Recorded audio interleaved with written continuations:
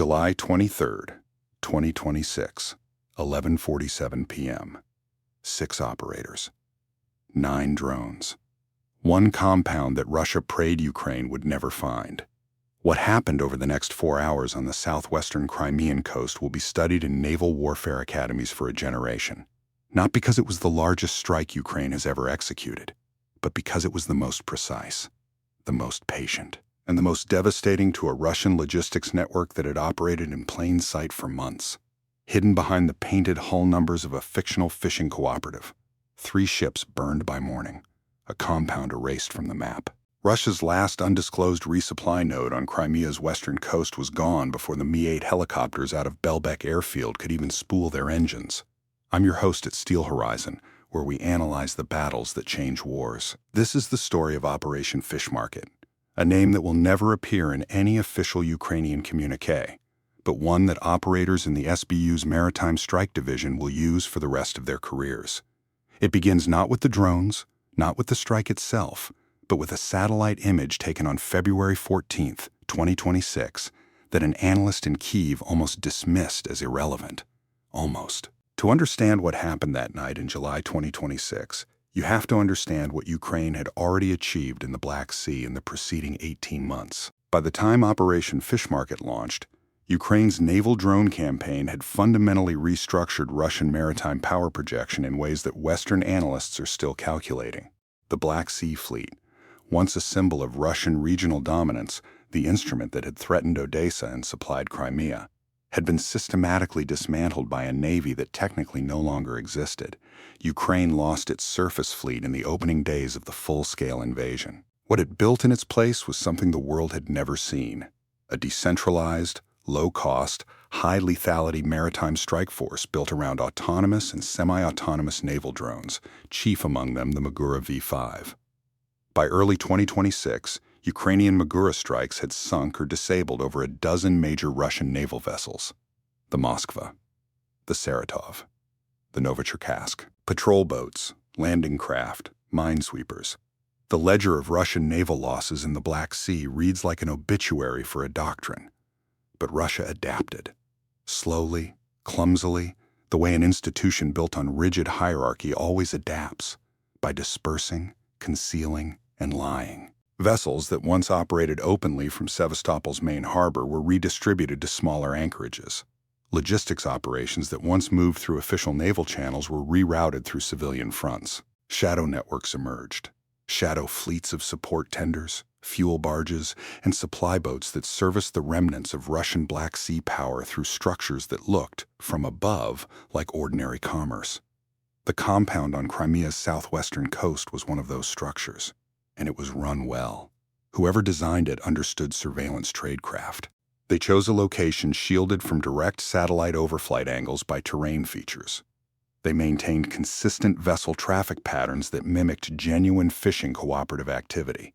They rotated crews on irregular schedules to defeat pattern-of-life analysis. They avoided radio communications that Ukrainian signals intelligence units might flag.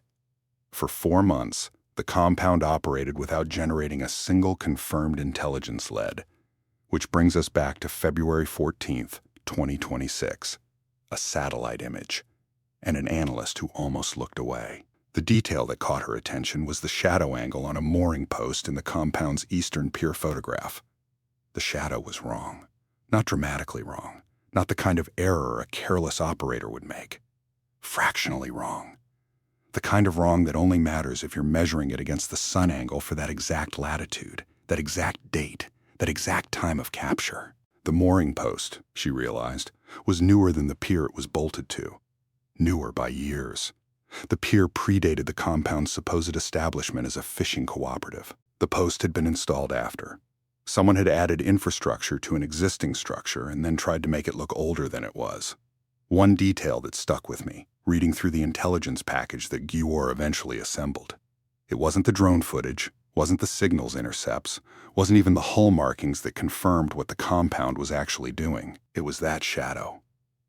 11 weeks of the most intensive covert maritime surveillance Ukraine had conducted since the start of the war, all of it triggered by a shadow angle on a satellite photograph that an analyst almost dismissed. She didn't dismiss it. She pulled the full imagery sequence. What the GUAR's satellite analysis team found over the following 3 weeks redefined the strategic picture. The compound wasn't just a resupply point. It was a node, the critical western anchor of a logistics network that had been quietly servicing Black Sea Fleet remnants displaced from Sevastopol's main harbor by Ukraine's relentless Azov interdiction campaign. Vessels that could no longer safely anchor in Sevastopol's main basin were using the compound as a way station, taking on fuel, provisions, and in at least 3 documented cases, ammunition, before dispersing to isolated coastal positions where Ukraine's naval drone operators had not yet located them. The compound's centerpiece was a shadow fleet support tender, a converted civilian vessel bearing hull markings that identified it as a registered fishing support ship.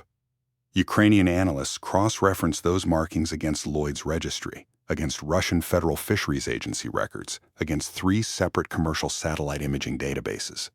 The vessel did not match. The markings were fabricated, and the hull configuration, the fuel transfer booms, the deck crane placement, the below-waterline profile captured by a Magura V5 conducting a reconnaissance pass at 2 a.m. on March 8, 2026, was consistent with a Russian Navy auxiliary support tender. 2 Raptor-class patrol boats were moored alongside it on a rotating basis. Fast, modern, capable of 50-plus knots. The kind of vessel Russia used for patrol missions, for interdiction, and for courier runs between isolated fleet positions. And moored at the northern edge of the compound's pier network, partially concealed under camouflage netting that thermal imaging could see through, was a 4th vessel whose identification took Ukrainian analysts another 2 weeks to confirm. Which weapon system was more decisive in this operation? The Magura V5 naval drones, the GUR satellite intelligence network, or the HUMINT assets that confirmed the compound's command links? Comment below what you think gave Ukraine the real edge here. The 4th vessel was the reason the compound existed. It was a specialized communications and logistics ship, not publicly listed in any Russian naval inventory, operating under a name registered to a Crimean-based shell company that Ukrainian financial intelligence traced through 4 layers of beneficial ownership to a holding structure connected to individuals in Putin's inner circle. The vessel's crew rotated on a 21-day cycle. Its communications traffic, when it transmitted at all, used frequency-hopping protocols associated with Russian Federal Security Service maritime operations rather than standard naval communications. This wasn't just a Black Sea Fleet logistics node. It was an FSB-operated shadow maritime capability, servicing vessels connected to Russia's most sensitive Black Sea operations. Operations that the Kremlin needed to keep entirely off the books. SBU counterintelligence analysts briefed the findings to Ukrainian military leadership in the first week of April 2026. The recommendation was unambiguous. This compound needed to be destroyed, and it needed to be destroyed in a way that gave Russia no warning, no opportunity to disperse its assets, and no plausible deniability about what had been struck.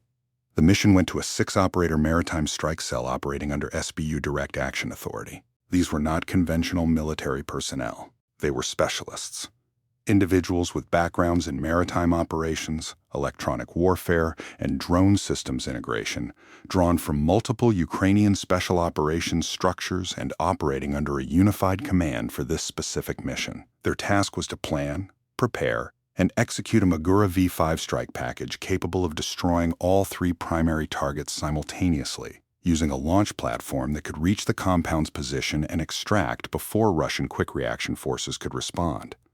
The planning process took 11 weeks. Not because the operation was logistically simple. It wasn't. But because the cell's mission commander, a former SBU officer with extensive Black Sea operational experience, refused to move until every variable had been controlled, every contingency planned, and every possible Russian countermove anticipated and gamed out. Here's what nobody expected when the planning began. The compound's electronic warfare coverage was significantly more robust than initial intelligence assessments suggested. The first indication came on March 22, 2026, when a Ukrainian drone reconnaissance pass at medium altitude was successfully jammed at 34 kilometers from the compound's perimeter. The jamming signature was consistent with Krasuka series ground-based electronic warfare systems, the same family of Russian EW platforms that had been creating problems for Ukrainian drone operations across multiple fronts. Someone had positioned a capable EW system to protect this compound specifically. That wasn't the profile of a routine logistics node. That was force protection posture for a high-value installation. The cell's planning immediately shifted. Low-altitude reconnaissance passes, conducted at night, replaced the medium-altitude surveillance approach. The Magura V5 drones assigned to the strike package were pre-programmed with waypoint routing that kept them below the jamming system's effective engagement envelope for the majority of their 140-kilometer transit. And a technical solution was developed for the final approach. A burst transmission data link architecture that could maintain fire control connectivity even under active jamming conditions by compressing command signals into microsecond transmissions that the Russian EW system's detection threshold couldn't register. The burst transmission system worked in testing. It would face its real test on the night of July 23, 2026. The launch window was driven by three factors. First, weather. The southwestern Crimean coast needed calm seas. Magura V5 drones operate optimally in sea states below Force 3, and anything above that degrades their acoustic signature management and increases the probability of premature mission termination from wave impact. Second, lunar cycle. The cell needed a new moon period to minimize their own visual signature during the coastal insertion. Third, and most critically, vessel presence. All three primary targets needed to be simultaneously present at the compound. Satellite and reconnaissance data showed that the Raptor-class patrol boats operated on irregular deployment cycles, sometimes absent from the compound for 72-hour periods. The support tender and the FSB vessel were more consistently present but had shown a pattern of movement in the 48 hours following significant weather events. The window aligned on July 22 to 23, 2026. New moon. Sea State 2. All three targets confirmed present by a Magura V5 reconnaissance pass conducted at 1:15 a.m. on July 23. The cell commander gave the execute order at 9:30 p.m. that evening. What's striking about this operation isn't the tactical execution, though the execution was near flawless. It's what the intelligence work required to make that execution possible tells us about where Ukrainian covert capabilities had arrived by mid-2026. 11 weeks of patient, methodical intelligence development conducted against a target that Russia believed was invisible, using analytical techniques that most conventional military intelligence services wouldn't have considered. This is not improvisation. This is doctrine. Ukraine has built, under conditions of active warfare, a sophisticated special operations intelligence machine that rivals anything NATO allies fielded at their Cold War peak. The Shadow Fleet thought it was invisible. It wasn't even hard to find. Stay with me, because what happens in the next 18 minutes after launch will destroy 3 Russian vessels and force an FSB communications blackout that lasts for 6 days. The cell's insertion platform was a low-signature rubber assault craft, a military specification inflatable with a silenced outboard motor, thermal-dampened hull, and a radar cross-section below the detection threshold of Russian coastal surveillance radars operating in their normal scan modes. The 6 operators had trained on this specific platform for 4 weeks before the mission. They knew its handling characteristics in the dark, in silence, at the speeds they would need to maintain the 22-minute extraction window. They launched from a coastal insertion point at 9:47 p.m.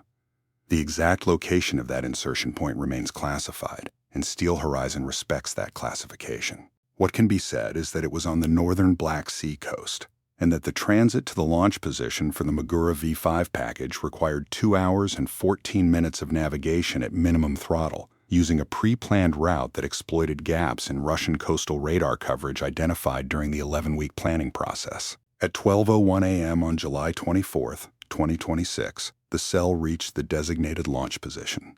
The sea state was nominal. Force 2, light whitecaps, 15-knot wind from the northwest. The launch team began deploying the Magura V5 drones at 12:04 a.m.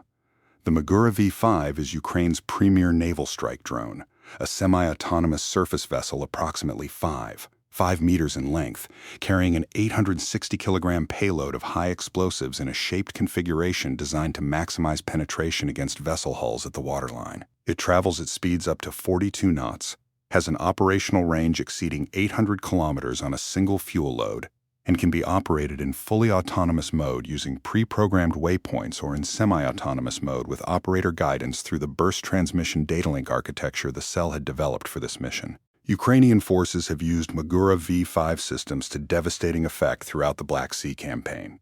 But the 9-drone strike package assembled for Operation Fish Market was the largest single Magura V5 deployment in the history of the program.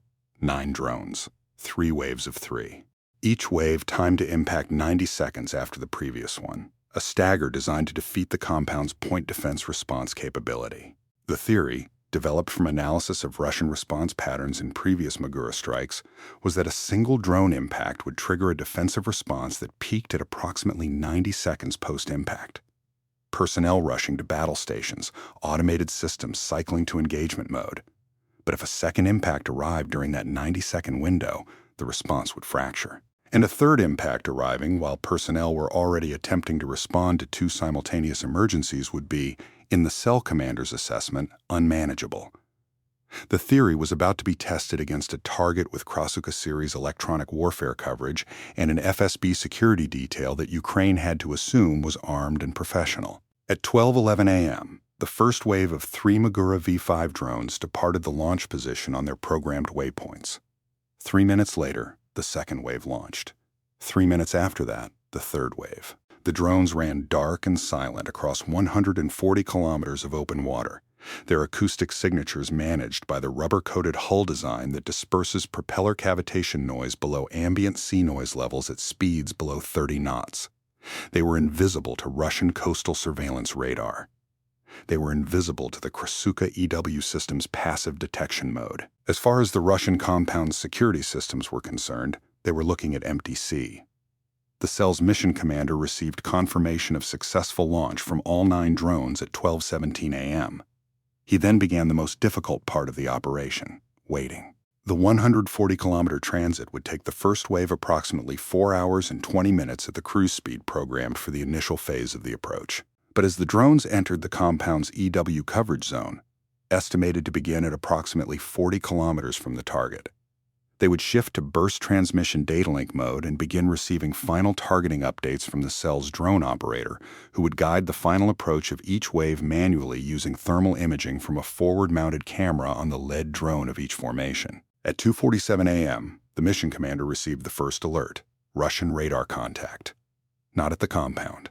At a Russian coastal surveillance station 60 kilometers to the east.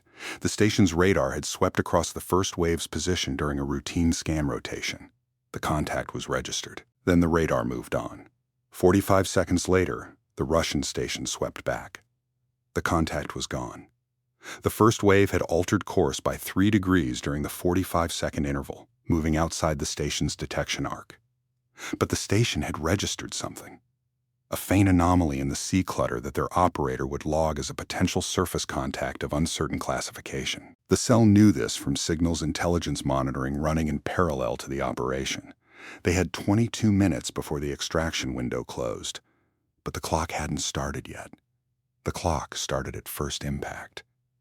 And there was a problem. At 3:58 a.m., with the first wave 11 kilometers from the compound and the drone operator beginning final approach guidance via burst transmission data link, the Krasuka EW system activated in full power mode.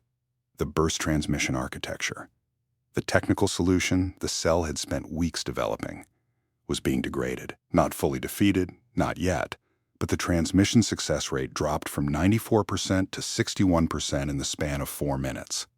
The drone operator was losing reliable contact with the lead drone of the first wave. Put yourself in that operator's position for a second.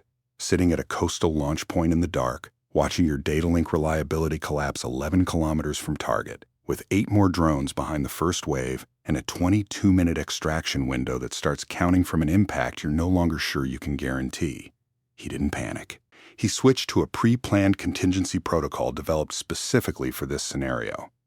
A fully autonomous waypoint guidance mode that would navigate the first wave's drones to their pre-programmed target coordinates without any operator input. The accuracy was lower in this mode, plus or minus 8 meters versus plus or minus 2 meters in data link mode. But against vessel targets moored at fixed coordinates that had been surveilled for 11 weeks, 8-meter accuracy was sufficient.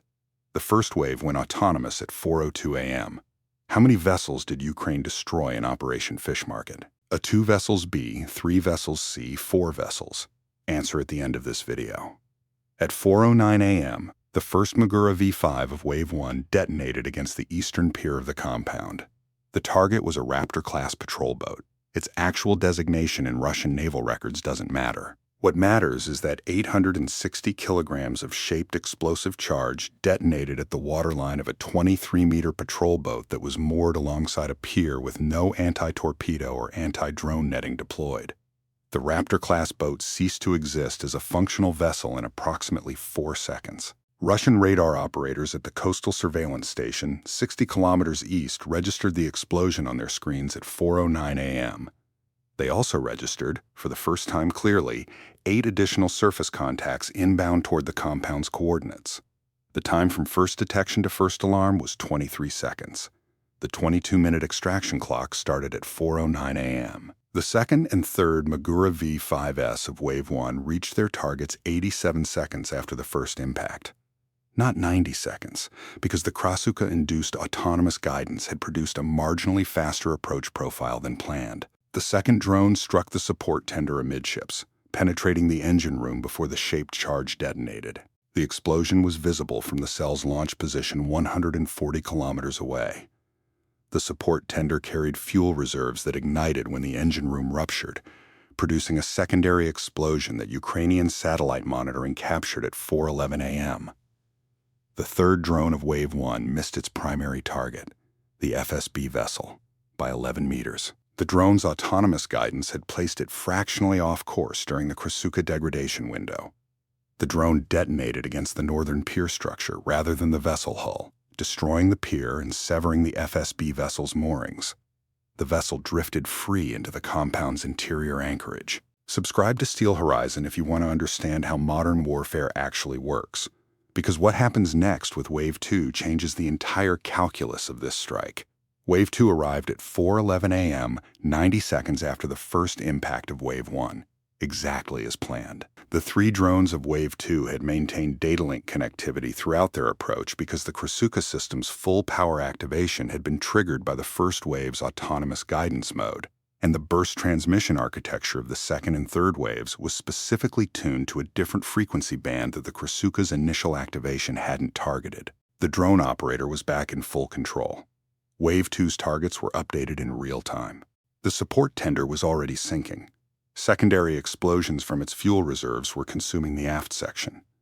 Wave 2's lead drone, retargeted by the operator to the drifting FSB vessel, found it 40 meters from its original mooring position. The operator adjusted. The drone adjusted. The impact came at 4:11 a.m. in 44 seconds. A direct strike at the FSB vessel's waterline amidships, detonating below the main deck in a position that the shaped charge's penetration geometry had been optimized for. The FSB vessel listed immediately to port. Secondary fires broke out on the upper deck within 30 seconds. Here's the part that doesn't make sense on the surface.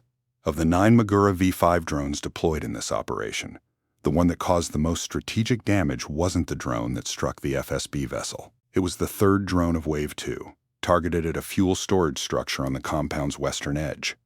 A fuel depot that satellite imagery had identified as serving the compound's vessel operations. The depot exploded at 4:12 a.m. with an energy release that Russian seismographic monitoring stations registered as a minor seismic event. It destroyed the compound's remaining infrastructure, ignited secondary fires across the entire facility, and produced a smoke column visible in commercial satellite imagery captured at 7:30 a.m. on July 24, 2026. A smoke column that Russian authorities would spend the following 6 days trying to explain as an industrial accident at an unrelated facility. Nobody believed them. Wave 3 arrived at 4:13 a.m. By this point, the compound's pier network was on fire. 2 of 3 primary vessel targets were sinking.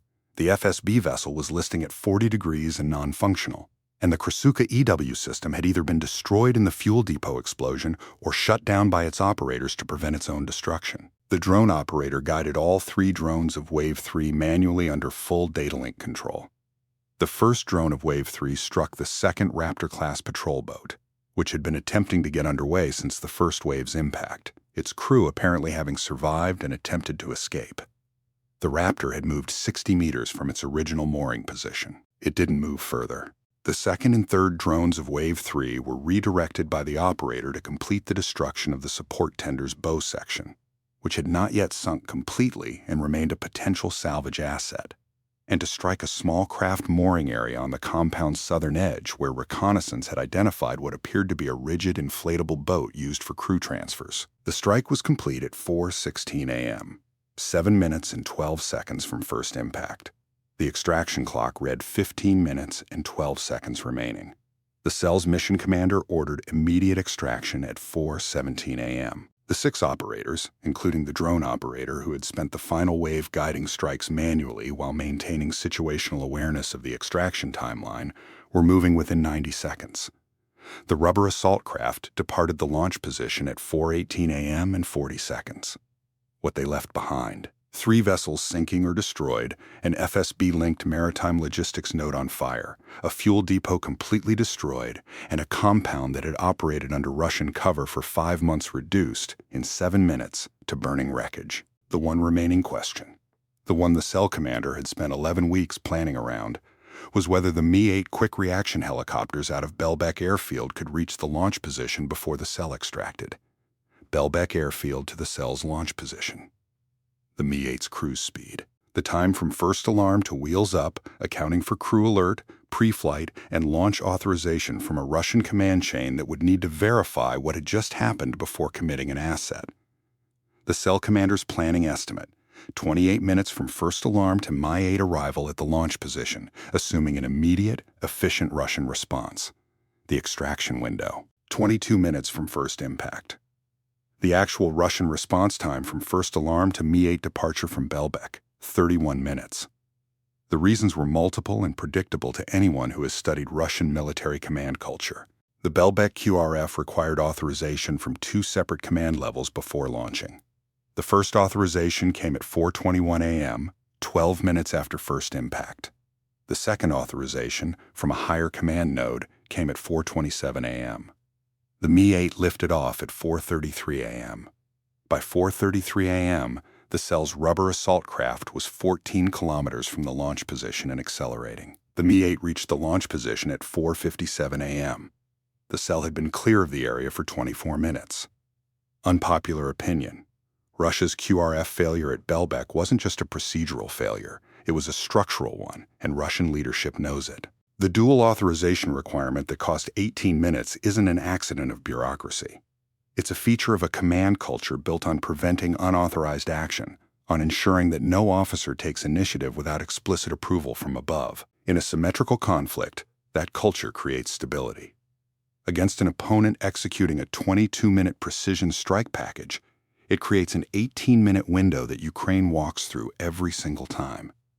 Russia cannot fix this without restructuring command authority in ways that its political leadership won't permit, because the same command culture that loses tactical windows also prevents coups. They are trapped by their own system.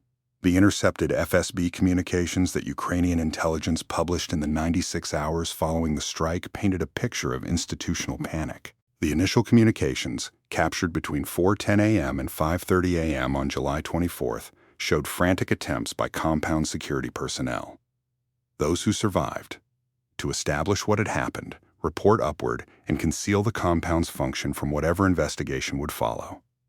The language was specific. Personnel were ordered to destroy documentation related to the compound's vessel servicing operations, to report the incident as a fire of undetermined origin at a civilian fishing facility, and to avoid any reference to the FSB vessel or the Shadow Fleet support tender in communications.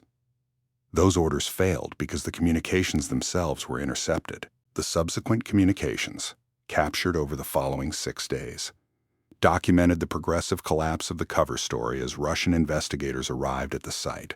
Russian satellite imagery confirmed the scale of the destruction, and the FSB vessel's sinking position put its hull in 12 meters of water directly adjacent to the destroyed pier, in a location where any maritime survey would confirm its configuration as a naval auxiliary rather than a civilian fishing support ship. By July 30th, 2026, the cover story had been abandoned entirely within internal Russian communications. External communications, official statements, state media, maintained the industrial accident narrative. But internally, Russia knew exactly what had happened, who had done it, and what it meant. Here's the take that'll probably get us some pushback. The strategic significance of this operation isn't the 3 vessels destroyed or the compound eliminated. Ukraine has destroyed dozens of Russian naval vessels in the Black Sea campaign. What's significant is the target selection logic. Specifically, the decision to strike infrastructure connected to Putin's inner circle rather than purely military targets. That decision signals that Ukraine's intelligence services have mapped the shadow fleet networks well enough to identify their political ownership, and that Ukrainian leadership is willing to use that intelligence aggressively. That is a qualitative escalation that changes the risk calculus for every Russian official who uses shadow maritime infrastructure in Ukrainian-controlled or contested waters. The message isn't, "We can sink your ships." The message is, "We know whose ships they are." The compound's role as a resupply node for Black Sea Fleet remnants displaced from Sevastopol had, as of July 24, 2026, been eliminated. Russian naval vessels that had been rotating through the compound for fuel and provisions would need to find alternative logistics support in a western Crimean coastal zone where Ukraine's surveillance coverage was now, demonstrably, comprehensive. The Azov interdiction campaign that had already forced Russian vessels away from Sevastopol had now extended its effective reach to the one western Crimean location Russian planners had counted on as beyond Ukrainian strike range. It wasn't beyond Ukrainian strike range. Nothing in Crimea is beyond Ukrainian strike range anymore. Will Ukraine execute a follow-on operation against the displaced Black Sea Fleet remnants now that their last western Crimean logistics node is gone? Comment yes or no, because the intelligence picture Ukraine built over 11 weeks of compound surveillance didn't disappear when the compound did.